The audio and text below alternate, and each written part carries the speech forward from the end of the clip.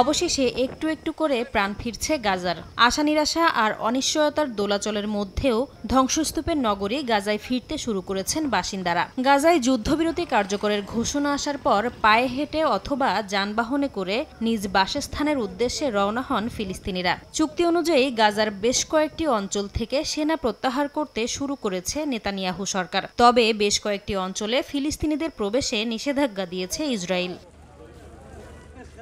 গাজা প্রতিরক্ষা মন্ত্রণালয়ের তথ্য অনুযায়ী শুক্রবার হামাস ইসরায়েল যুদ্ধবিরতি কার্যকরের পর গাজায় 2 লাখ মানুষ ফিরেছে। তবে নিজেদের সেই ঘরবাড়ির আর চিহ্নটুকু নেই। ইসরায়েলি বাহিনীর বর্বরতায় বেশিরভাগ অঞ্চলই এখন ধ্বংসস্তূপে পরিণত হয়েছে। বোমা বর্ষণে গুঁড়িয়ে দেয়া ভবনগুলোতে উদ্ধার কাজ শুরু করেছেন স্থানীয়রা। ধ্বংসস্তূপ থেকে বেরিয়ে আসছে একের পর এক লাশ।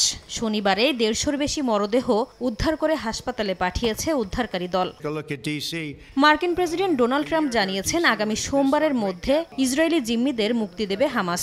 সব জিম্মিকে একত্রিত করতে কাজ শুরু হয়েছে বলেও জানান তিনি। পরিস্থিতি পর্যবেক্ষণে এরই মধ্যে ইসরায়েলে পৌঁছাতে শুরু করেছে মার্কিন সেনারা। সোমবার মিশরের কায়রোতে অনুষ্ঠেয় শান্তি চুক্তির আলোচনায় যোগ দেবেন ট্রাম্প। তবে এর আগে ইসরায়েলের পার্লামেন্টে ভাষণ দেওয়ার কথা রয়েছে তার।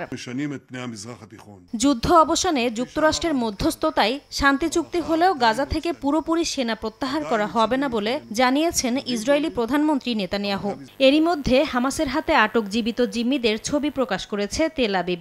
মুক্তি পেতে যাওয়া 250 ফিলিস্তিনি বন্দীরও তালিকা প্রকাশ করেছে দেশটি।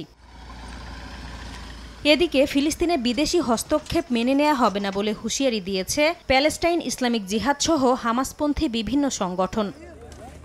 নাসরিন রুমি, সময় সংবাদ।